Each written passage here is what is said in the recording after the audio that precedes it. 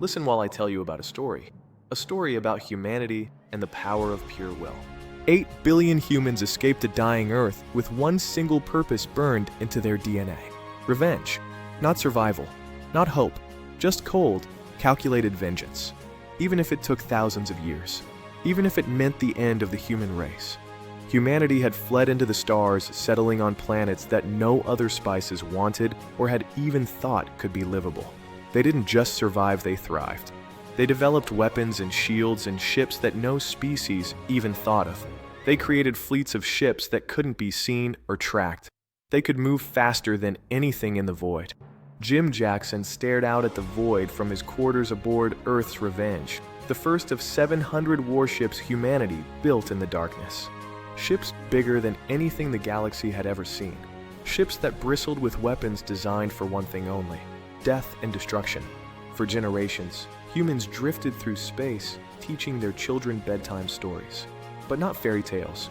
They told them about blue skies and green forests, about oceans and mountains, about a paradise called Earth that was stolen from them. And they whispered the sacred duty every child must fulfill. Find who did this. Make them pay.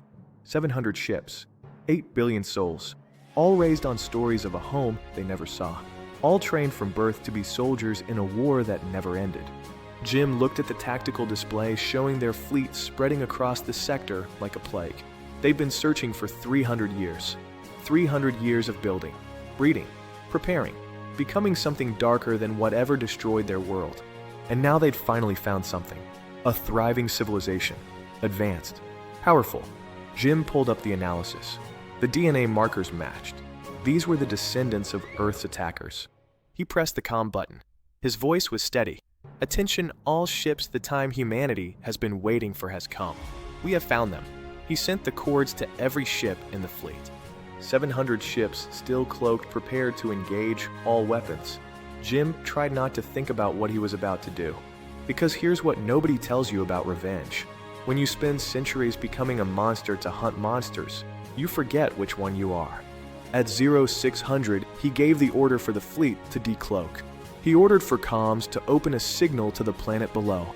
Hello, mighty Kilgrath, you destroyed our planet, killed billions of Incents. Now we are here to shepherd you to your end. There will be no negations or any conversations. We, the descendants of Earth, have made up our minds long ago. Now is your end. Pray to whatever higher power you believe, and we will give you 2 hours for this. This is more than you gave us. He sat in the command chair, giving commands that they had spent lifetimes learning and prepping for. While on the planet below, the Kilgrath government sent signal after signal begging for time, for the chance to show how they had changed, to every ship that could hear them for help. At 0800 on the dot, Jim gave the order to attack. The first to die was the 6,000 Kilgrath Defense Force and defense platforms. That little battle lasted 1 hour. Jim sat in his command chair, swearing at the loss of 4 of his ships. Before the last Kilgrath ship died, Jim ordered for all the drop ships to attack the planet below. He reminded everyone why they were here and what they came to do. The Kilgrath had never fought any species like the humans they now found killing them.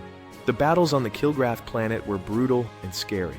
Some Kilgrath tried to fight the Space Marines at hand-to-hand combat. Some just froze with weapons in their hands and eyes that showed the shock of the brutality that had come to their home. The Kilgrath fought for 14 days. That is all it took for humanity to remove every Kilgrath from the planet's surface. They did not go to any other planet. Jim sent a signal to every Kilgrath colony and space station. His message was simple. We could remove your whole species from Exodus, but we have chosen not to. Do not attack any human planet or ship, and we will let you survive. However, if you choose violence, we will happily remove you from Exodus, all of you, not just a planet or a space station. We will kill every Kilgrath on every planet and every space station. The choice is yours, but while you think about what you want, we want you to look at what we have done to your home planet. 2 sectors over the galactic community held an emergency meeting on the actions of humanity. A race of beings, until 2 days ago none of them knew existed. They had been arguing on what their response, if any, should be. The Kilgrath delegates who had been salient while they watched the arguments finally spoke up. We spent a millennia expanding our territory. We have never denied what we did to humanity. We do not condone their response. We would like all of you to think if your species had been humanity, what would your response be to the death and destruction of your home planet? We would also like to point out how utterly defenseless humanity was at that time. We have spent the past few cycles debating amongst ourselves on what our response should be. We have come to the conclusion that humanity is far more dangerous than we had given them credit for. They have expanded their territory to encompass 45 galaxies. They did this without this council or the Kilgrath even knowing. While many of you want to declare war for what the humans have done, we have chosen a different path. We will open negations and trade with them. If possible, maybe even a non-Argentation pact. The galactic community's leader sat in his golden chair. He was a large Targaryen named Jutex, held up an appendage signal for silence. When he spoke, everyone listened, for his words were law.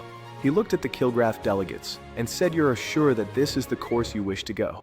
This community is willing to fight by your side should that be the course you wish to go." His face shone a look that the Kilgrath thought looked like concern. Medlo was the first of the Kilgrath to speak. "We have gone over every outcome that we could think of.